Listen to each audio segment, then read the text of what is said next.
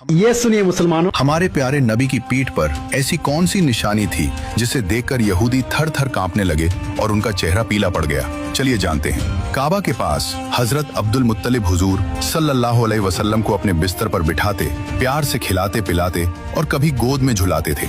मक्का के लोग कहते, ये बच्चा दूसरों से बिल्कुल अलग है, न कभी झूठ बोलता है, न शोर शराबे वाले खेलों में दिलचस्पी लेता है। हमेशा दूसरों की मदद करना, बड़ों और बुजुर्गों का अदब करना, यही हमारे नबी सल्लल्लाहु अलैहि वसल्लम की पहचान थी। ये वही दौर था जब अल्लाह ताला ने नन्हे मोहम्मद सल्लल्लाहु अलैहि वसल्लम को बचपन ही में यतीमी और जुदाई का दर्द दिया, ताकि सब्र, हिम्मत और अल्लाह पर तवक्कुल का पैगाम पूरी उम्मत तक पहुंचे।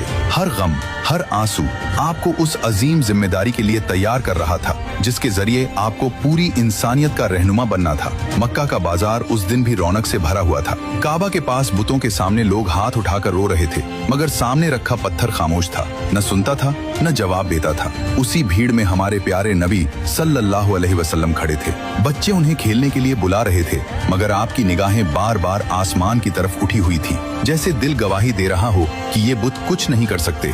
अल्लाह ही है जो हर आवाज को सुनता है। उस दिन बाजार में एक यहूदी आलिम भी मौजूद था। उसे तौरात और पुरानी किताबों का बहुत गहरा इल्म था। वो दूर खड़ा ये सारा मंजर गौर से देख रहा था। उसके दिल में सवाल उठा, ये बच्चा दूसरों से अलग क्यों है? ये बुतों की तरफ क्यों नहीं देखता?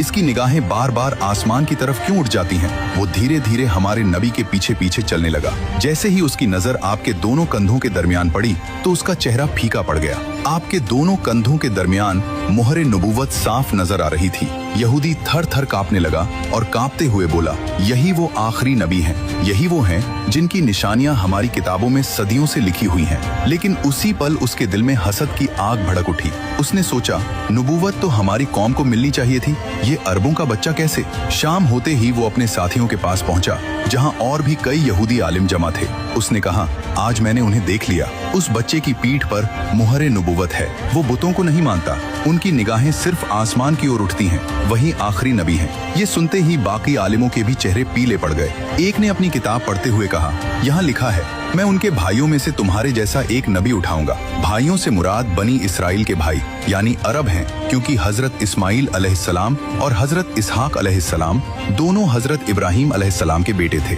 मतलब निशानी साफ तौर पर कुरैश की तरफ इशारा कर रही थी, यानी तुमने जिस बच्चे को देखा वो वाकई आखिरी नबी हैं। यही वो हस्ती है जो पूरी दुनिया में नबूवत का परचम बुलंद करेगी और अदल, इंसाफ और मोहब्बत का पैगाम देगी। पूरी दुनिया उनकी मोहब्बत में दीवानी हो जाएगी। सुभान अल्लाह। दोस्तों, अगर आप भी नबी पाक के सच्चे दीवाने हैं तो दिल से लिखिए सुभान अल्लाह।